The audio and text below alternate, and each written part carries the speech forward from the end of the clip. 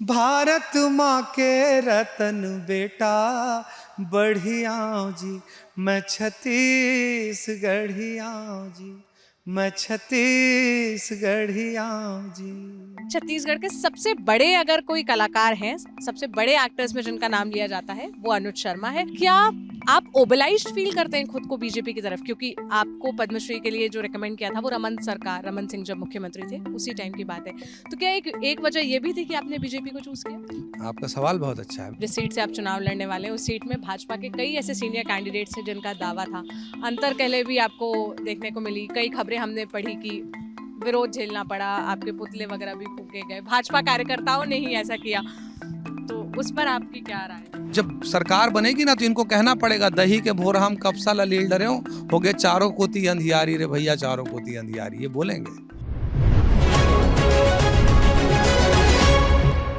देश माया के भारत गीता, दाई दादा मोर राम सीता, दया माया मोर परवा छानी, पर के सेवा मोर सिखानी, इही मोरे जिन गानी मैल हरिया रे, सीधा म सीधा नहीं तडोमी करिया रे, मैं छत्तीसगढ़िया रे। भारत माँ के रतन बेटा बढ़िया जी, मैं छत्तीसगढ़िया जी, मैं छत्तीसगढ़िया जी। जो छत्तीसगढ़ से नहीं है और जिनको छत्तीसगढ़ी नहीं आती उन दर्शकों के लिए आप जरा इसका मतलब हिंदी में भी बता दें। इसका मतलब ये है कि मैं भारत माँ का एक ऐसा प्यारा सा बच्चा हूँ जो बहुत सीधा है, जिस देश माया के भारत गीता, यानी जिसके लिए ये प्यार की गीता है ये देश, और देश माया के भारत गीता, दाई ददा मोर राम सीता, जिनके संस्कार मेरे अंदर हैं वो राम और सीता के संस्कार हैं। और सीधा मैं सीधा नहीं दूर, मैं बहुत सीधा सामान्य हूँ, लेकिन मुझे नाराज ना करें तो अच्छा है। कहने का मतलब ये कि क्योंकि एक सादगी है यहाँ के लोगों में, एक भोलापन है, और वो ये कहने का मतलब ये है कि हम लोग छत्तीसगढ़ महतारी के बहुत प्यारे से और सीधे साधे बच्चे हैं। जो अपने आप को सीधा साधा बच्चा बता रहे हैं, ये धरसीवा सीट से भाजपा के कैंडिडेट हैं जो अब चुनाव लड़ने वाले हैं, पहली बार चुनाव लड़ेंगे, ये इनका एक परिचय है। दूसरा परिचय जो है वो आप समझिए छत्तीसगढ़ के सबसे बड़े अगर कोई कलाकार हैं, सबसे बड़े एक्टर्स में जिनका नाम लिया जाता है वो अनुज शर्मा है। और परिचय दूं तो यंगेस्ट पद्मश्री विनर हैं छत्तीसगढ़ से, आपको राष्ट्रपति पुरस्कार भी मिला है, तो आप अपनी जर्नी बता दीजिए पहले तो। देखिए, मैं बहुत साधारण, बहुत हम्बल बैकग्राउंड से हूँ, बहुत सामान्य से परिवार में। मेरे पिताजी चतुर्थ श्रेणी कर्मचारी थे और वहाँ से जर्नी शुरू हुई। 9th क्लास में थे, पिताजी का देहांत हो गया। उसके बाद एक सफ़र रहा, थोड़ा कड़ा सफ़र रहा, लेकिन छत्तीसगढ़ की जनता का भरपूर आशीर्वाद मिला मुझे, और फिल्मों के माध्यम से, अपनी कला के माध्यम से लोगों के बीच गया, और पिछले 25 साल से मैं ये काम कर रहा हूँ और लोगों का भरपूर आशीर्वाद मिला। और छोटा सा परिवार है, बस मन हुआ कि आप काम करें कला के क्षेत्र में, तो मैंने किया। फिर जब ये मौका लगा कि लोगों की जो भावना मुझे दिखाई दी, तो मुझे लगा कि अब वक्त आ गया है कि मुझे लोगों के बीच जाकर, उनके बीच जाकर काम करना चाहिए, और उसके लिए राजनीति मुझे सबसे बढ़िया माध्यम लगा। अच्छा, अब आपसे थोड़े ऐसे सवाल पूछ लेते हैं जो आपको असहज भी कर सकते हैं, लेकिन हमारा काम है ये पूछना। आपका स्टारडम बहुत बड़ा है, छत्तीसगढ़ के पत्रकारों से बात करें, यहाँ के लोगों से बात करें तो बताते हैं कि आपके कार्यक्रम में लाखों की भीड़ जुटती है। तो क्या भाजपा ने टिकट आपको इसलिए दिया कि आपके स्टारडम का 20-25 सीटों में इस्तेमाल कर लिया जाए और उस आधार पे कुछ लोगों को लुभा लिया जाए? आप क्यों जुड़े भाजपा से? देखिए, भारतीय जनता पार्टी इसलिए क्योंकि राष्ट्र प्रथम कहने वाली पार्टी है।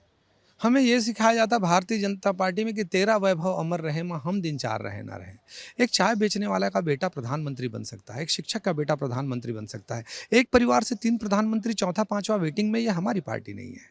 धारा 370 हटाने की ताकत रखती है, ट्रिपल तलाक खत्म करने की ताकत रखती है। तो एक ऐसी पार्टी में जाना मुझे सम्मान की बात लगती है, जो पार्टी राष्ट्र हित की बात करता है। हमेशा राष्ट्र प्रथम कहते हैं हम लोग, इसलिए भारतीय जनता पार्टी। लेकिन जब आपको सीट मिली तो जिस सीट से आप चुनाव लड़ने वाले हैं उस सीट में भाजपा के कई ऐसे सीनियर कैंडिडेट्स हैं जिनका दावा था, अंतर कहले भी आपको देखने को मिली, कई खबरें हमने पढ़ी कि विरोध झेलना पड़ा, आपके पुतले वगैरह भी फूके गए, भाजपा कार्यकर्ताओं ने ही ऐसा किया, तो उस पर आपकी क्या राय है? देखिए, हमारी पार्टी में हर किसी को टिकट मांगने का हक है। हर एक कार्यकर्ता की अपनी महत्वाकांक्षा होती है। उसको पद प्रतिष्ठा की चाहत होती है। राजनीति में लोग इसीलिए होते हैं। और अगर बाकी कार्यकर्ता अगर इस बात की मांग कर रहे हैं कि उन्हें टिकट मिलना चाहिए, तो मैं इस बात का सम्मान करता हूँ। लेकिन हमारी पार्टी ऐसी है, एक बार टिकट डिसाइड होने के बाद सब मिलकर काम करते हैं। भारतीय जनता पार्टी से बाहर कोई नहीं है। और रहा सवाल ये कि षड्यंत्र भी किया जा सकता है कि जब लोगों को डर लगने लगता है कि यहाँ भारतीय जनता पार्टी एक मजबूत उम्मीदवार दे रही है, तो विरोधी दल ऐसा कर सकते हैं। विरोधी दल पर आपने ये आरोप लगा दिया है। एक सवाल मेरा और है, ये आखिरी सवाल होगा इस सीट और पार्टी से जुड़ा हुआ। जब आपको चुनाव लड़ने का मौका था तो आप किसी भी सीट से चुनाव लड़ सकते थे, यही सीट क्यों चुनी आपने, या आपको यही सीट क्यों दी गई? और दूसरा सवाल, क्या आप ओबलाइज्ड फील करते हैं खुद को बीजेपी की तरफ, क्योंकि आपको पद्मश्री के लिए जो रिकमेंड किया था वो रमन सिंह जब मुख्यमंत्री थे उसी टाइम की बात है, तो क्या एक वजह ये भी थी कि आपने बीजेपी को चूज किया? आपका सवाल बहुत अच्छा है। मैं 2 सवाल हैं इसमें, मैं पहले का जवाब देता हूँ कि हमारे यहाँ भारतीय जनता पार्टी की अपनी रणनीति होती है, हमारी पार्टी की, और ये रणनीति के तहत मुझे धरसींवा से चुनाव लड़ाया गया है। ये पार्टी तय करती, मैं तय नहीं करता हूँ। पार्टी, हमारे यहाँ कार्यकर्ता को जो पार्टी आदेश करती, जो संगठन आदेश करता है, उसका पालन करते हैं। तो मुझे जो आदेश हुआ मैं उसका पालन कर रहा हूँ। पहले सवाल का जवाब। दूसरे सवाल का जवाब, कोई ऑब्लिगेशन नहीं। इसलिए नहीं कि जब मुझे पद्मश्री मिला था तो केंद्र में कांग्रेस की सरकार थी और राज्य में भारतीय जनता पार्टी की सरकार थी, और पद्मश्री जो है राष्ट्रीय पुरस्कार है, वो केंद्र सरकार देती है। आपके सवाल का कंप्लीट जवाब है कि निष्पक्ष तौर पर मुझे ये सम्मान दिया गया था जिसमें दोनों पार्टी राजी थे, तभी ये संभव होगा ना, कि राज्य से भी और केंद्र से भी। तो मेरे ऊपर कोई इस तरह का ऑब्लिगेशन आप जो बोल रही, मैं उससे ऑब्लाइज फील नहीं करता हूँ। मैं उस पार्टी के प्रति मेरा प्रेम है, इस पार्टी के प्रति मेरे मन में सम्मान है, और देश के लिए काम करने वाली पार्टी है, इसलिए उसका सदस्य हूँ। अच्छा, और आपको राष्ट्रपति पुरस्कार मिला था, उसकी क्या कहानी है, वो क्या हिस्ट्री है? नहीं, मैं स्काउटिंग में था, स्काउट था, मैं राष्ट्रपति अवार्डेड स्काउट हूँ, एयर विंग एनसीसी से मैं सी सर्टिफिकेट हूँ, एनआईसी में ऑल इंडिया बेस्ट कैडेट हूँ। ये सारी मेरे स्कूल लाइफ की अचीवमेंट्स हैं। कक्षा 7वीं से रेडियो पे गा रहे हैं, ये सब तो बचपन में हम कर चुके हैं। लेकिन क्या बढ़िया करियर था आपका कला के क्षेत्र में, तो फिर राजनीति का रुख मतलब यूजुअली हम देखते हैं ना कि पॉलिटिक्स लोग तब ज्वाइन करते हैं जब उनका करियर थोड़ा सा डाउन फेज में हो, आप तो अभी पीक पे थे, हाइट पे थे। देखिए, ज़िंदगी तो एक है और आपके पास समय बहुत लिमिटेड होता है। तो मुझे ऐसा लगा कि कला के माध्यम से जो लोगों का प्यार आशीर्वाद मिला, उसके बाद मुझे लगा कि अपना दायरा बढ़ाना चाहिए, लोगों के बीच जाना चाहिए, क्योंकि मैं बहुत हम्बल बैकग्राउंड से आया हूँ। मेरे पास जो कुछ है छत्तीसगढ़ की इस जनता जनार्दन के आशीर्वाद से है, और कहीं ना कहीं उनका ये एहसान छूटने का मुझे लगता है, उनके बीच जाके, मुझे पता है कठिन रास्ता है, लेकिन आपको चुनना पड़ेगा। जब आप कोई बड़े फैसले करते हैं तो उसमें चैलेंजेस आते हैं, और मुझे लगा कि ये सबसे बढ़िया माध्यम है, इसके माध्यम से मुझे काम करना चाहिए। 7 दिन बाद पहले फेज का चुनाव है, वोटिंग होने वाली है। आज तक मैनिफेस्टो नहीं रिलीज हुआ भाजपा का, बताते हैं जानकार कि अभी तक केंद्र में टेबल पर रखा हुआ है, क्या है अंदर की कहानी? अंदर की कहानी आप कांग्रेस से भी तो पूछिए, उनका मैनिफेस्टो भी तो नहीं आया। पर वहां से ऐलान तो हो रहे हैं, यहाँ से तो कोई ऐलान भी कर्ज माफी का या धान खरीदी का क्या काट है भाजपा का? हमारे यहाँ से भी ऐलान हो रहा है। मोदी जी ने कहा है कि भारतीय जनता पार्टी के मुख्यमंत्री बनने के बाद सबसे पहले गरीबों को मिलने वाले आवास की फाइल पर साइन करेंगे, तब वो अपने आवास में जाएंगे। हमारी ओर से भी ऐलान हो रहा है। रहा सवाल, भारतीय जनता पार्टी ने हर मामले में कांग्रेस को पीछे किया है। टिकट देने की बात हो, इनके यहाँ तो सिर फुटअव्वल इतना था कि ये टिकट नहीं दे पा रहे थे आपस में, इनको हड़बड़ी में टिकट देनी पड़ी, और देखिए क्या टिकट की हालत है। उनको पता है कि वो ये चुनाव हार रहे हैं। आखिरी सवाल, क्या काट है भाजपा के पास जो 2 सबसे बड़े अचीवमेंट्स कांग्रेस अपने प्रदेश में बताती है कि एक कर्ज माफी, दूसरा हमने एमएसपी से भी ऊपर जो एमएसपी दिया जाता है 2500 में, और अब इस साल तो 2800 3000 टच हो जाएगा, धान खरीदी। ये देश भर में किसी भी राज्य में नहीं होता जो छत्तीसगढ़ में हो रहा है, क्या काट है आपके पास? शराब की नदियाँ बह रही हैं, हर गली गांव में कोचिए घूम रहे हैं अवैध शराब लिए। शराब का घोटाला हो रहा है, कोयले का घोटाला हो रहा है, मुख्यमंत्री सचिवालय के अधिकारी जेल में हैं, इनके बड़े बड़े आईएएस अधिकारी जेल में हैं। ये सब पता है जनता को। ये भुलाने का, भुलवारने का काम कर रही है ये सरकार। बात कर रहे हैं धान का, तो पर्ची कितने का कटाते हैं? एमएसपी पे पर्ची कटता है। आप ये बिल्कुल देखिए। और 6,000 रुपये तो मोदी जी ने सब किसानों को दिया है ना। तो हर चीज़ का जवाब है। आपने एक बात ये कही, और दूसरी बात आपने क्या कही थी कि आपने दूसरा विषय क्या? कर्ज माफ़ी। कर्ज माफ़ी इन्होंने किया था, तो किसका कर्ज माफ़ी किया था? आपको बता दूं कि जो कर्ज माफ़ी का फ़ायदा है वो बड़े किसानों को मिलता है। छोटा किसान जो मजदूर है वो तो कर्ज ले भी नहीं पाता है। और ये जो कर तो अगर किसानों को कर्ज लेना पड़ा, तो ये 5 साल में ऐसी परिस्थिति क्यों लाए कि किसानों को कर्ज लेना पड़ा? अगर ये किसानों के इतने बड़े हितैषी हैं, तो इन्होंने पिछली बार जो कर्ज माफ़ी किया था, राष्ट्रीयकृत बैंकों के कर्ज माफ़ क्यों नहीं किया इन्होंने?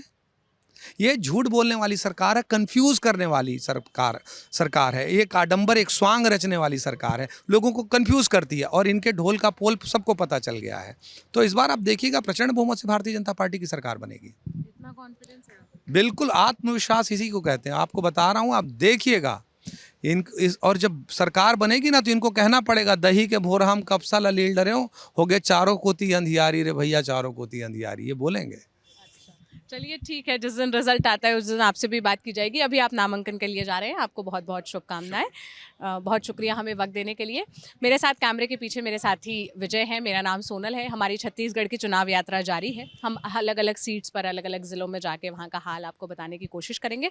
बाकी अनुज शर्मा जी का आपने इंटरव्यू सुना। इनके बारे में कहा जाता है कि ये छत्तीसगढ़ के सबसे ज़्यादा फ़ैन फॉलोइंग बेस वाले कैंडिडेट हैं, जो किसी भी पार्टी से चुनाव लड़ सकते थे, लेकिन उन्होंने भाजपा चुना। 3 महीने पहले इन्होंने भाजपा का दामन थामा था, और आज ये नामांकन के लिए जा रहे हैं। जो 2 सबसे बड़े मुद्दे कांग्रेस उठा रही है, उसका काट अब तक भाजपा की ओर से ना अनुज शर्मा दे पाए हैं, ना अभी तक भाजपा ने कहा है। कर्ज माफी और धान खरीदी का जो मुद्दा है, अब देखते हैं जब मैनिफेस्टो रिलीज होता है तो फिर भारतीय जनता पार्टी की तरफ से क्या घोषणाएं होती है, या वो इसके काउंटर में क्या आर्ग्यूमेंट्स लेकर आते हैं। आज तारीख 30 है और समय दोपहर के 12 बज रहे हैं जिस वक्त हमने ये इंटरव्यू रिकॉर्ड किया। और आप इसी तरह देखते रहिए। आपकी क्या राय है, आप अनुज शर्मा के बारे में क्या सोचते हैं, आप हमें कमेंट बॉक्स में बताइएगा। शुक्रिया।